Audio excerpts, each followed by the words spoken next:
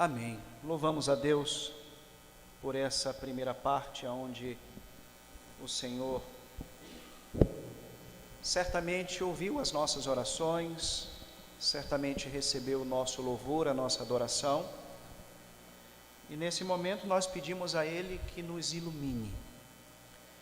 Ilumine para que nós possamos compreender a Tua palavra, para que nós possamos ser edificados pela Tua palavra, para que nós possamos ser transformados pela Tua palavra, de forma que esta palavra, ela nos conduza o que a Bíblia cita de estatura de varão e de varoas, perfeitos.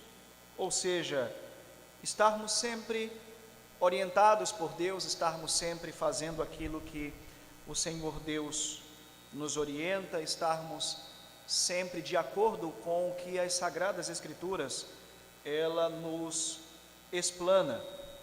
Levando em consideração, irmãos, que nós estamos no mês da família, e nós estamos direcionando assim as nossas mensagens, com a ideia de fortalecer as famílias, com a ideia de edificar as famílias, eu quero iniciar a mensagem de hoje fazendo a leitura. Eu quero iniciar e concluir a mensagem com dois textos.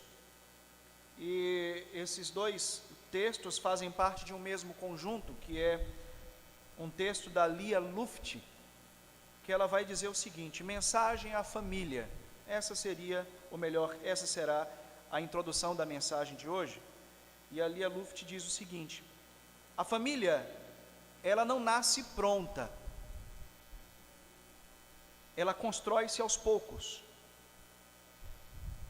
A família é o melhor laboratório do amor. Em casa, entre pais e filhos, pode-se aprender a amar, pode-se experimentar com profundidade a grande aventura de amar, sem medo. A família, ela pode ser um ambiente mais apropriado para uma maravilhosa experiência de amar. A família é o nosso fundamento, é a base do nosso futuro, mas é reconhecido de que a família, ela enfrenta desde algum tempo problemas que têm afetado a sua estrutura. E aí vem alguns problemas que é citado pela Lia, que ela diz o seguinte: a falta de diálogo, a desmotivação da vida a dois, a ausência de cumplicidade, tudo isso tem contribuído em larga escala para a dissolução da estrutura familiar, a começar pelo casamento. E a mensagem a qual eu trago para a igreja hoje, ela tem por título A Vontade de Deus para o Casamento. Amados, é muito claro, a Bíblia, ela apresenta esse tema de uma forma muito explícita, que Deus desejou em seu coração formar o homem, que Deus desejou em seu coração formar a mulher, para daí então o homem e a mulher se juntassem, se casassem, para que nascesse uma família. E toda a sociedade, como nós já dissemos isso anteriormente, ela é reflexo de uma família bem estruturada. Quando Deus, ele castiga o povo de Israel e manda esse povo cativo lá para a Babilônia, um cativeiro de 70 anos, as pessoas estavam aflitas, estavam ansiosas em retornar o mais rápido possível para casa. Deus então chama a atenção daquela comunidade, chama a atenção daquele povo e diz o seguinte lá em Jeremias, capítulo 29, verso 6, acompanha aí na tua Bíblia: tomai esposas, gerais filhos e filhas, e tomai mulheres para os vossos filhos, e dai as vossas filhas a maridos, para que eles possam ter filhos e filhas, multiplicai ali, e não diminuais. Nós percebemos exatamente nessa história específica de Judá, mais precisamente a tribo de Judá, o reino do norte, ou melhor, o reino do sul, que Deus chama a atenção daqueles homens, Deus chama a atenção daquelas mulheres, para que eles pudessem formar ali a sua comunidade, para que eles pudessem formar ali a sua sociedade, levando em consideração a célula máter, que é a família. E essa família, ela nasce num processo de casamento. Deus constituiu o casamento. Casamento não é obra do acaso, casamento não é invenção humana. Casamento não é um mero resultado da atração de um homem por uma mulher e assim vice-versa, não. Casamento, ele nasce no coração de Deus. E Deus instituiu o casamento. Hoje de manhã o nosso irmão Anderson, na reflexão que foi apresentada aqui, ele fez uma citação de Gênesis, capítulo 2, verso 24, que nos diz assim: portanto, deixará o homem o seu pai e a sua mãe, e apegar-se-á a sua mulher, e serão ambos uma só carne. Isso nos fala de intimidade, isso nos fala de cumplicidade, isso nos fala de parceria. O homem e a mulher passam a ser ambos uma só carne, uma só pessoa. O homem deixará o seu pai, deixará a sua mãe, e iniciará uma nova unidade familiar. Ele deve se unir à sua esposa, e isso mostra, irmãos, a intenção de Deus, de que para que uma sociedade ela subsista, a família ela precisa estar em primeiro lugar, e que para a família existir, precisa existir a figura do homem e a figura da mulher, para que daí então haja vida num casamento. A palavra original, quando nos fala sobre unir-se e ser ambos uma só carne, ela dá sentido de grudar como cola, de se fundirem, de você não identificar mais quem é quem. Já observou quando um casal passa um longo tempo juntos, longos anos de casamento, e você olha para aquele casal e você diz: como eles se parecem, como eles se combinam, como os pensamentos são muito parecidos, como o comportamento é muito parecido, como a própria fisionomia é muito parecida. É um cumprimento do que se diz aqui. Eles estão colados, eles estão grudados, eles se tornaram uma só carne. Os dois serão uma só carne, e isso nos fala de unidade de coração, isso nos fala da unidade da própria mente, isso nos fala da unidade de um só propósito, a unidade de um só corpo, a unidade de uma só vida. 1 Coríntios capítulo 7, verso 3 e o verso 4, Paulo nos fala sobre esse tipo de unidade. O marido pague à mulher a devida benevolência, e da mesma sorte a mulher ao marido.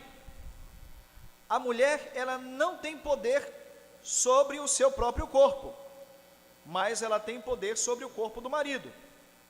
E também da mesma maneira, o marido não tem poder sobre o seu próprio corpo, mas ele tem poder sobre o corpo da própria esposa. Eu me dou, ela se doa. Nós não somos detentores uns dos outros, mas existe um processo de doação. Existe um processo de cumplicidade, existe um processo de permissão, para que ela possa ser possuída e para que o corpo dele possa ser possuído. É aí onde entra o processo contraditório, irmãos, em relacionamentos abusivos. aonde não há esse ato de permissividade, aonde não há esse ato de permissão da aproximação. Mas precisa haver um processo de permissão. Daí então, como o próprio texto nos diz que ambos se tornam uma só carne, há uma fusão desse corpo.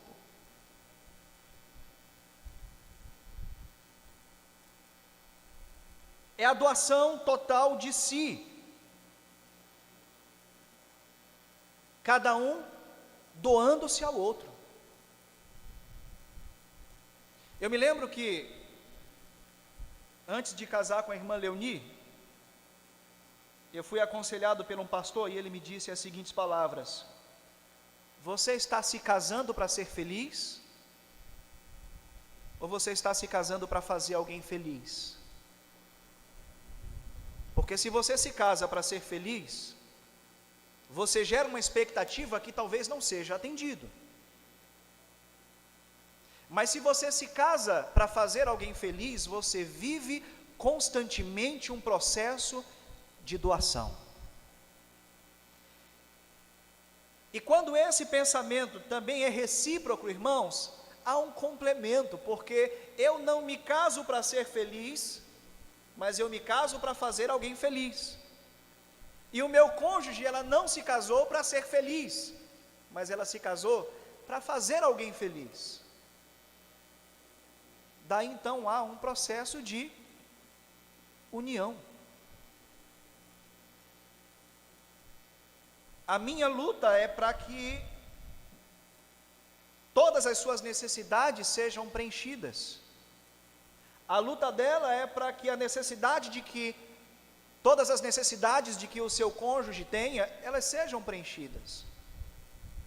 Mas quando eu coloco o meu querer, quando eu coloco o meu pensar, quando eu coloco o meu desejo em primeiro lugar e não levo em consideração todos esses sentimentos, todas essas questões, todos esses pensamentos do meu cônjuge, eu estou sendo egoísta, eu estou sendo arrogante e eu estou colocando o meu eu em primeiro lugar e não estou levando em consideração quais são as necessidades daquela ou daquele que eu escolhi, eu digo isso de uma forma geral, para viver até o fim da vida ao meu lado. É a doação total de si por cada um para o outro. Eu dou a minha vida de uma forma completa para ela e ela doa a vida dela de uma forma completa para mim. Olha o texto que foi citado anteriormente de Paulo, quando ele diz: olha, marido, você não tem mais autoridade sobre o seu próprio corpo, porque ela tem sobre você. Esposa, você não tem mais autoridade sobre o seu próprio corpo, porque ele tem sobre você. É exatamente esse processo de autodoação, irmãos. O casamento, ele atende à necessidade de procriação, isso é fato. É como 2 e 2 ser 4. Tomai esposas, Jeremias capítulo 29, verso 6, e gerai filhos e filhas. Por mais que a sociedade diga o contrário, nós não podemos abrir mão das Sagradas Escrituras. Eu estava lendo agora, alguns minutos lá em cima, uma expressão citada por John Stott no livro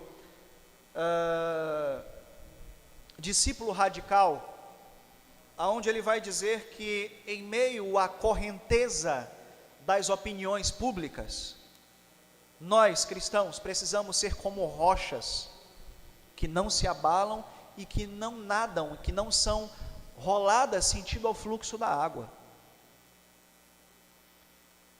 Que nós não sejamos como peixes que nadam no sentido da correnteza do rio, porque peixes que nadam no sentido da correnteza do rio, eles já não nadam porque eles já estão mortos, mas eles simplesmente são levados por aquilo que a opinião é apresentada.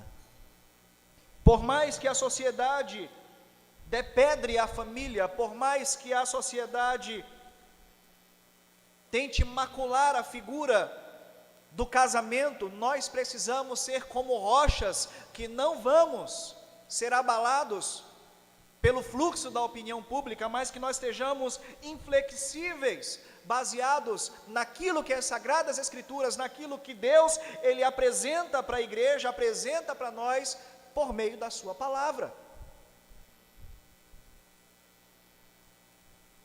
Gênesis capítulo 1, verso 28, e Deus abençoou, e lhes disse: frutificai e multiplicai, e enchei a terra, e sujeitai-a, dominai sobre os peixes do mar, e sobre as aves do céu, e sobre todo animal que se move na terra.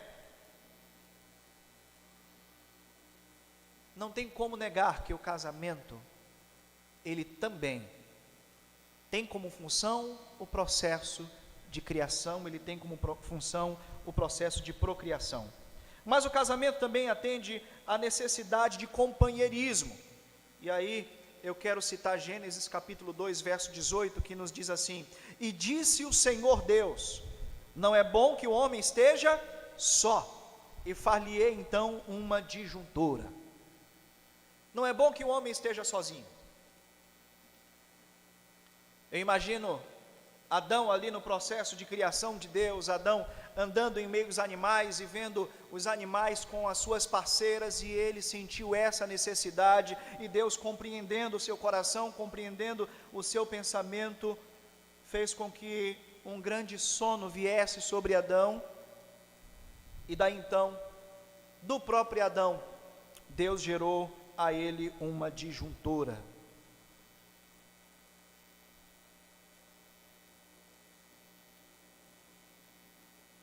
Jesus, ele nos ensinou sobre o casamento. Casamento não é uma ideia lá do Antigo Testamento, não. Mateus capítulo 19, verso 6 ao verso 9, nos diz assim: assim, não serão somente dois, mas uma só carne. Portanto, o que Deus ajuntou, não separe o homem. E disseram-lhe eles então: por que mandou Moisés dar-lhe carta de divórcio e repudiá-la? Disse-lhe ele então: Moisés falou isso por causa da dureza dos vossos corações. Ele vos permitiu repudiar as vossas mulheres, mas no princípio não era assim. Eu, porém, vos digo que qualquer que repudiar a sua mulher, não sendo por causa de fornicação, e casar com outra, comete adultério, e aquele que casar com a repudiada também comete adultério. Jesus, ele nos chama a atenção, irmãos, sobre lares desestruturados. E aí eu quero chamar a atenção da juventude. Conheça a pessoa que você está se relacionando. Jesus, ele apresenta aqui a ideia do casamento também no Novo Testamento. A necessidade de relacionar também no Novo Testamento, e isso ser de uma forma oficializada. Então perguntam a Jesus: olha, por que Moisés deu às mulheres, autorizou com que desse às mulheres carta de divórcio, carta de desquite? O grande problema, irmãos, é que na época de Moisés, o que é que acontecia? Os homens casavam com as mulheres, tomava todos os seus bens e depois as abandonava. Jesus então chega batendo de frente com esse comportamento. Não, isso não pode acontecer. Se não for por uma questão de relacionamento ilícito, algumas traduções vão trazer, essa tradução que eu trouxe aqui nos fala sobre fornicação, não seria a palavra correta a ser aplicada, mas sim o próprio ato de adultério. Se não for por uma questão de adultério, não tem o porquê viver um processo de divórcio. Eu não quero entrar em detalhes em relação a isso, irmãos. Eu não quero dizer aqui que Deus de alguma forma não perdoe, de que Deus de alguma forma não acolha, não é isso. Mas com certeza Deus, ele não se agrada em ver um casal que subiu ao altar, que em nome do Senhor Jesus foram casados, que diante do testemunho da igreja foram enlaçados com 3, 4 meses, 5 meses, procurem um juiz para poder efetuar um processo de divórcio. Não falo de salvação, não falo de comunhão. Deus, ele conhece todas as coisas, Deus, ele conhece o coração do homem. Não é justo que uma mulher viva anos e anos apanhando do marido, não é isso que eu estou dizendo. O que eu estou dizendo, e aí vai diretamente para a juventude, se você tem se relacionado com alguém, se você encontrou um namorado, se você encontrou uma namorada, conheça antes de dar o próximo passo. Mas pastor, esse processo de conflito dentro do casamento, geralmente a gente vê muitos casos de homens que batem nas mulheres, que espancam. Eu estava vendo uma reportagem há alguns dias, um caso que está movendo bastante as redes sociais, a internet, que é daquele ator Johnny Depp, aonde ele foi acusado de bater na esposa, mas diante do juiz, quando apresentaram as provas, o caso está virando contra ela, porque as provas é que ela batia nele, e ela chegou a decepar o dedo do ator Johnny Depp em meio às brigas que eles tinham, que ele simplesmente se defendia. Então essa história de que, é claro que de uma forma esmagadora, o homem, ele é muito mais forte do que a mulher, e a grande parte dos casos é de assédios, né, de atos violentos dos homens contra as mulheres, mas também acontece. É por isso, igreja, que a juventude precisa conhecer bem o garoto que você está observando, a garota que você está observando, o namorado que você está se relacionando, a namorada que você está se relacionando, para que possa vivenciar todo esse processo de namoro, de noivado, até chegar ao casamento, para que os problemas eles sejam identificados com antecedência.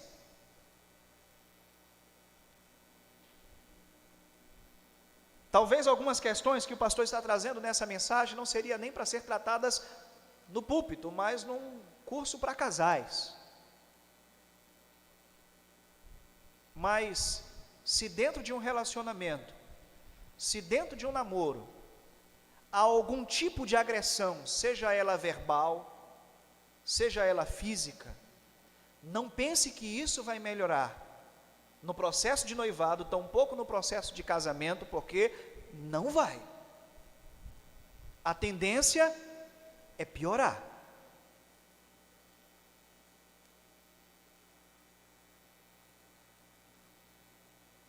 Paulo, ele fala sobre o processo de casamento.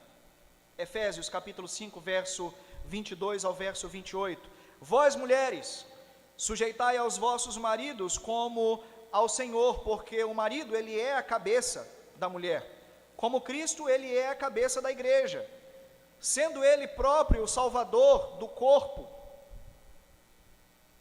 de sorte que, assim como a igreja está sujeita a Cristo, assim também as mulheres estejam sujeitas aos vossos maridos. Vós, maridos, amai as vossas mulheres, como também Cristo amou a igreja, e a si mesmo se entregou por ela para santificar, purificando-a com a lavagem da água pela palavra, para apresentar a si mesmo como igreja gloriosa, sem mácula, sem ruga e nem coisa semelhante, mas santa e irrepreensível.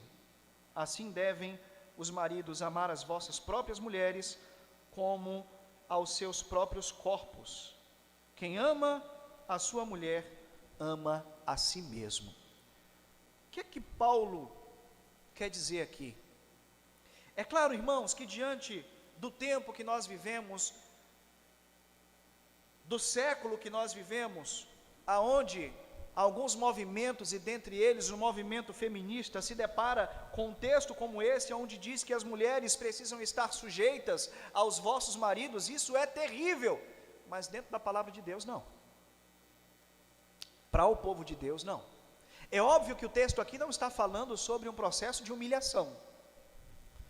É óbvio que o texto aqui não está falando sobre um processo de sujeição extrema, não. Mas está falando sobre um processo de respeito, de admiração. Mais uma vez eu uso a expressão cumplicidade.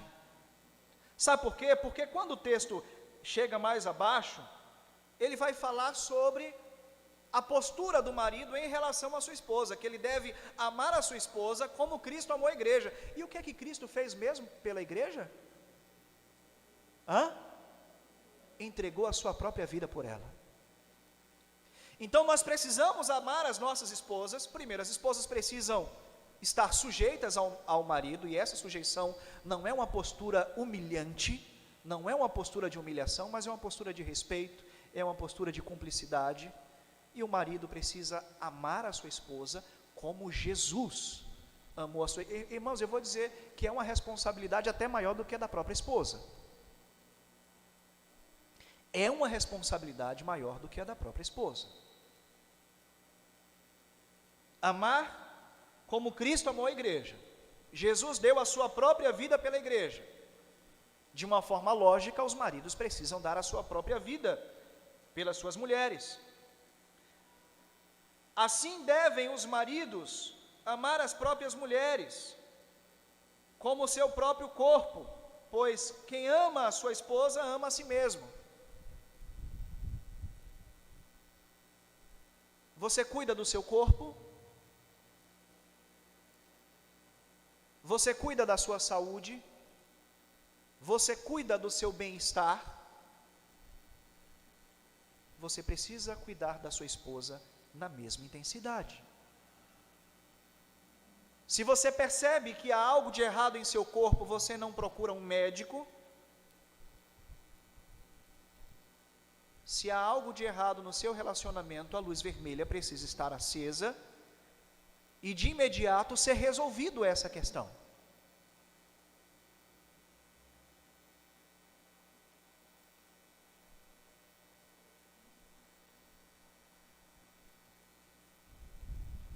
Assim como se une a uma igreja, obedecendo o Evangelho,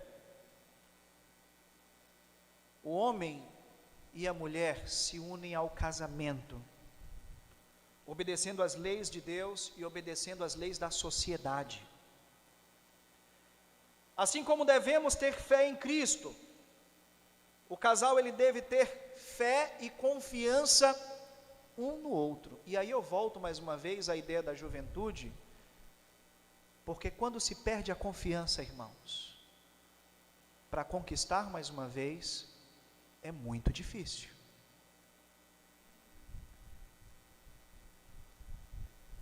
Da mesma forma, nós temos que confessar a Cristo as nossas falhas, os nossos problemas, as nossas limitações. O casal ele precisa confessar uns aos outros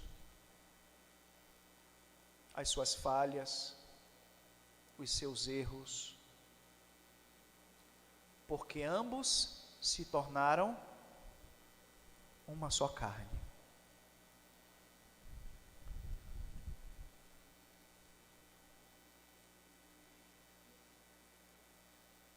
Assim como nós devemos estar unidos com Cristo no batismo,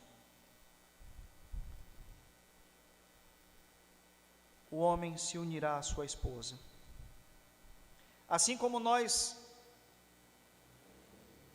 devemos ser fiéis a Jesus, nós precisamos ser fiéis aos nossos cônjuges.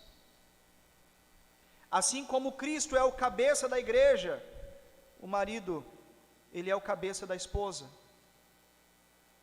Assim como a igreja está sujeita a Cristo, A mulher, ela precisa estar sujeita ao seu marido.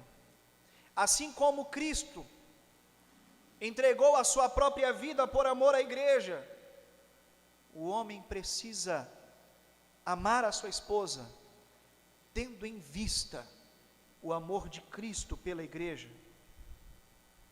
Assim como a igreja é o único lugar aonde os filhos de Deus são encontrados, o casamento é a única relação aonde os filhos devem ser concebidos. O relacionamento conjugal, ele precisa acontecer dentro do casamento. Eu quero concluir a mensagem, e aí eu quero convidar a irmã Leoni. Vem aqui, irmã Leoni, para me ajudar nessa conclusão. Prosseguindo, irmãos, com o texto da Lia Luft, aonde ela expressa certos problemas e certas incompreensões que são apresentadas dentro do relacionamento, aonde tanto o marido quanto a esposa precisam ter maturidade, precisam ter sabedoria para poder lidar uns com os outros. Eu peço que você preste atenção nesse texto. A irmã Leoni vai estar fazendo a leitura de um texto chamado Canção das Mulheres, aonde com certeza muitas mulheres vão se identificar. E daí então eu vou estar concluindo com a Canção dos Homens, aonde certamente nós homens também nos identificaremos.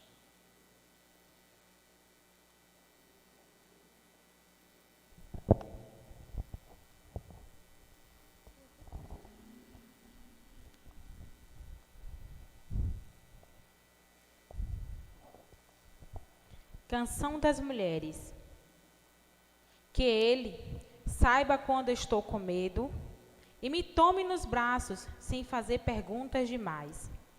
Que ele note quando eu preciso de silêncio e não se vá embora batendo a porta, mas entenda que não o amarei menos se precisar ficar um pouco mais quieta. Que se estou apenas cansada, ele não pense logo que estou nervosa, ou doente, ou agressiva, nem diga que reclamo demais. Que se começo a chorar sem motivos, depois de um dia daqueles, ele não desconfie logo de que é culpa dele, ou que não o amo mais. Que se estou numa fase má, ele seja meu cúmplice, mas sem fazer alarde, nem dizendo, olha que estou tendo muita paciência contigo. Que se me entusiasmo com alguma coisa, ele não me despreze, nem me chame de ingênua, nem queira fechar essa porta que se abre para mim, mas tola que pareça. Por mais tola que pareça. Que se eu, eventualmente, perco a paciência, perco a graça, perco a compostura, ele ainda assim me ache linda e me admire. Que ele, filho, amigo, marido, não me considere sempre disponível, sempre necessariamente compreensiva, mas que me aceite quando não posso ser nada disso. Que finalmente ele entenda que, embora às vezes me esforce, não sou nem devo ser a Mulher Maravilha, mas apenas uma pessoa vulnerável e forte, incapaz, gloriosa, assustada e audaciosa. Apenas uma mulher.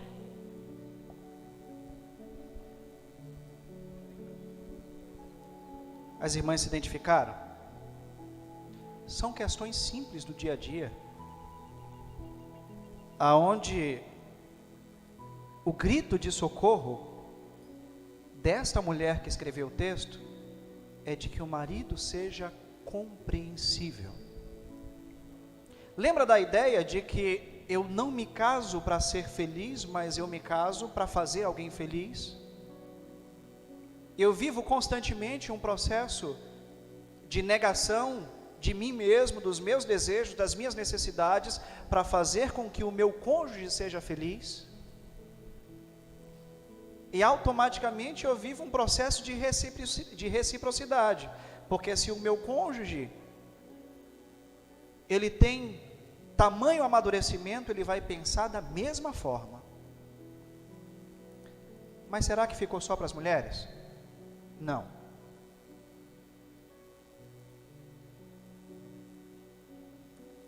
Canção dos homens. Que quando eu chegue do trabalho, os homens ouviram, né? Aprenderam, homens? Amém? Agora as mulheres vão ter que aprender. Que quando eu chego do trabalho, ela largue por um instante o que estiver fazendo, seja filho, seja panela, seja computador, seja celular, seja rede social, e venha me dar um beijo como os de antigamente. Coisas simples, que não permite com que um relacionamento entre na rotina.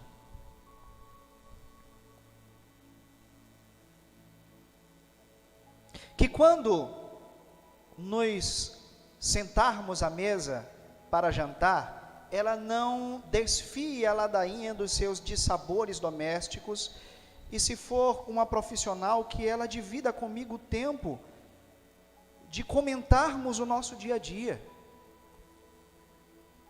Que não tire o bebê dos meus braços, dizendo que homem não tem jeito para fazer essas coisas, ou que eu não sei segurar a cabecinha dele, mas que me ensine docentemente se eu não souber. Que ela nunca se interponha entre mim e as crianças, mas que sirva de ponte entre nós quando me distancio ou quando me distraio demais. Que ela não me humilhe porque eu estou ficando careca ou barrigudo. E que nem comente as nossas intimidades com as suas amigas, como muitas mulheres fazem. Que ela consiga perceber quando eu estou preocupado com o trabalho, e que calmamente ela seja carinhosa. Que quando eu saia para o trabalho de manhã, ela se despeça de mim com uma alegria, sabendo que mesmo de longe eu continuo pensando nela.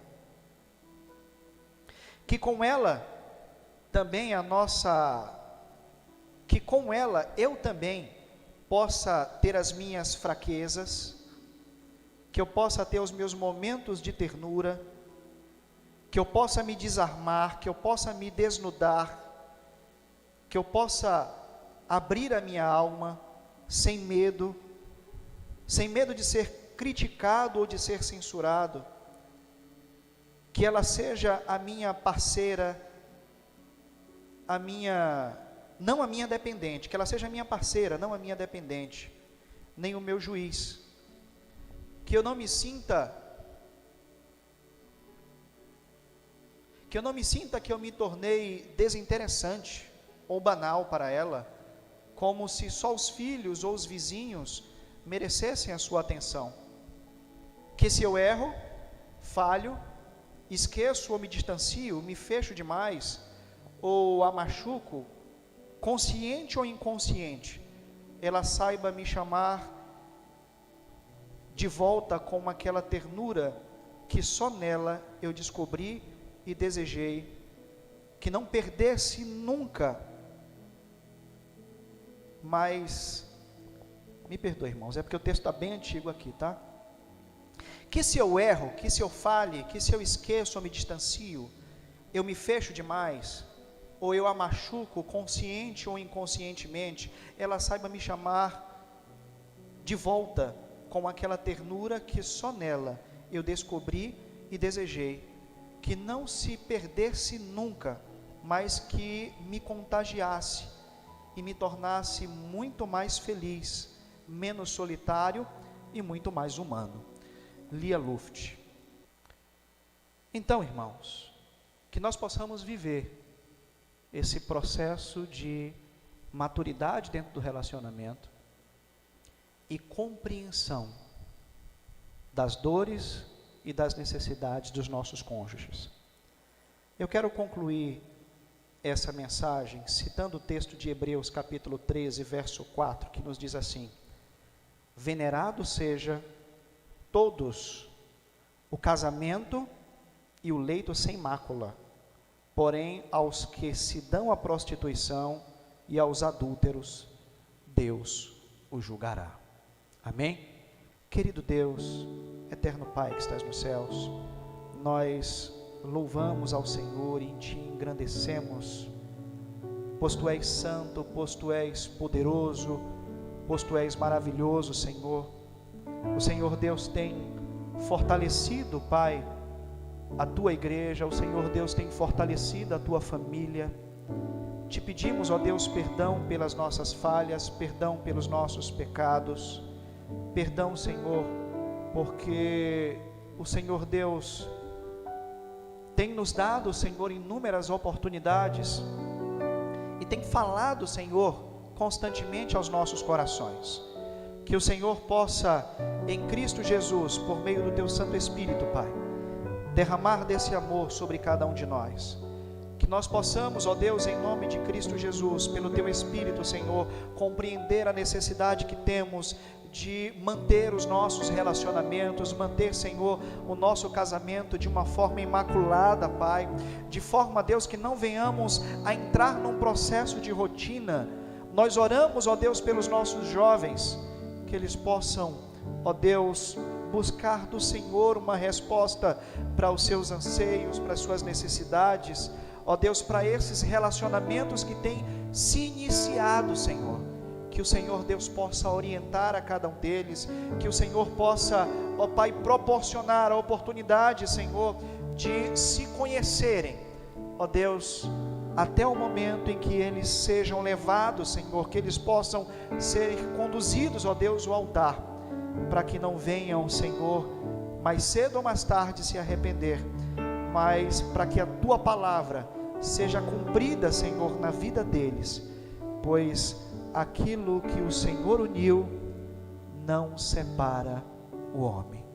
Em nome de Cristo Jesus, Senhor. Amém, Pai. Amém.